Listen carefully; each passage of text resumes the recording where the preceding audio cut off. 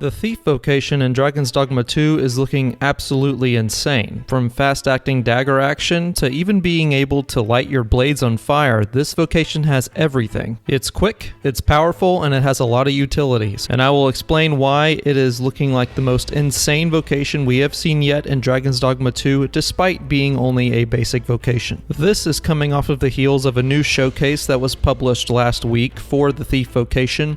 So first we will start with what we've seen in one of the mini gameplay trailers. Right away we can see that the vocation action for the thief is a dodge button, but moreover than that, this seems to be a vocation action that is unique to the thief, as mentioned by Hideaki Itsuno, where he wants to make the dodge button not a necessity as he personally finds the action of dodging very difficult. The goal here is to give each vocation its own role and its own style of play, meaning that the thief may be the only vocation that actually gets a dodge button. When interviewed for IGN First, he made a comment that made it seem as if he wants to mimic physical attributes and physical talents in the form of controls into his game in Dragon's Dogma 2. And what I mean by that is that if you are more familiar with the controls, you can be assumed to have a better physical dexterity than, say, if you were not familiar with the controls. This would then translate to your ability to play certain vocations better than others, such as having more physical attributes might mean that you're more in line to play something like a thief,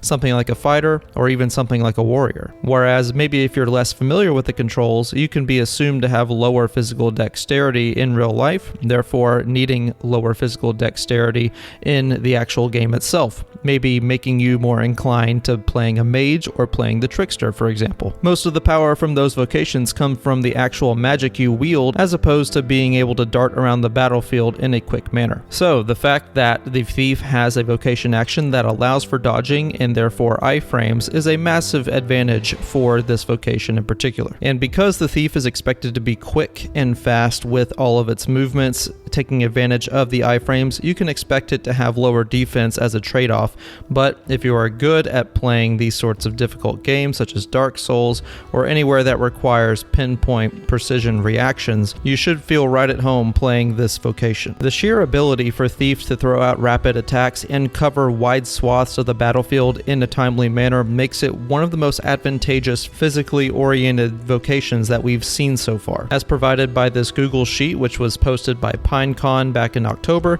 we can see that it's been filled in with all the different vocation actions, skills, and core skills for each vocation that we've seen so far. And one of the many core skills that Thief has is a skill called Footpad, which allows you to kick off a wall and launch themselves a great distance. This will allow you to bounce off of terrain, allowing you to gain more height off of jumps if you use it against a wall. It is currently unknown if you can use this against giant monsters, but it would be very advantageous if you could. It also has a skill called Controlled Fall, which was borrowed from the fighter vocation from Dragon's Dogma 1, which allows you to basically mitigate damage whenever you're knocked back after hitting the jump button when you land on the ground. This will cause you to roll and mitigate that damage as mentioned previously. If we take a look at some of the skills, you'll start to see why the Thief vocation is looking like the vocation with the most utility out of any of the physically oriented vocations. Of course, the mainstay from the Strider vocation is Helm Splitter, which will allow us to get much more damage against larger enemies than what we would otherwise. And of course, we know Powder Charge from one of the mini trailers. But like I said, we also have a lot of utilities such as Smoke Screen that allows you to throw a smoke bomb that blinds nearby targets,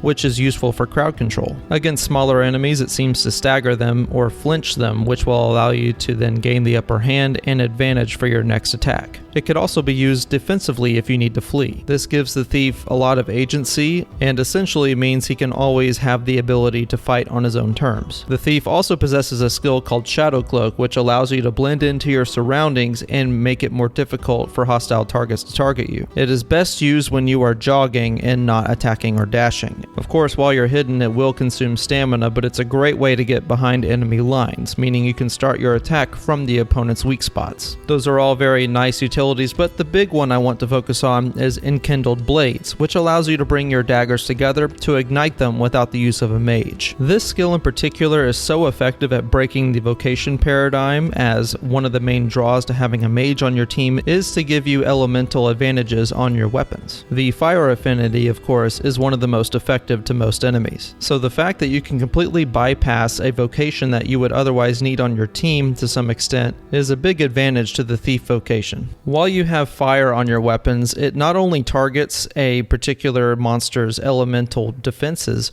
but it can also cause them to enter into a burning animation, which is very useful, especially against griffins of all monsters. In fact, there's a lot of monsters that can be burned using this effect, so the fact that Thief gets this type of ability to just be used outright is kind of crazy in my opinion. Not that I really care about balance in single player games, but this does kind of disrupt the vocational balance whenever you think about all the things that the Thief has access to. And not only that, but if we look in the recent Thief reveal, we can see that it looks like the Thief also gets access to Masterful Kill, which was a very powerful counter skill that was used in the Assassin vocation of Dragon's Dogma Dark Arisen. So it seems at this point that Capcom have essentially taken all the best parts of Dagger gameplay and have forced it onto the Thief Vocation, meaning that we will get all the good parts from Strider, from Assassin, and even to some extent from Magic Archer from the first game. All that being said, it's looking like the Thief Vocation is going to be very powerful in Dragon's Dogma 2, and in my personal opinion is starting to climb the ranks for what vocation I will be playing first in my first playthrough.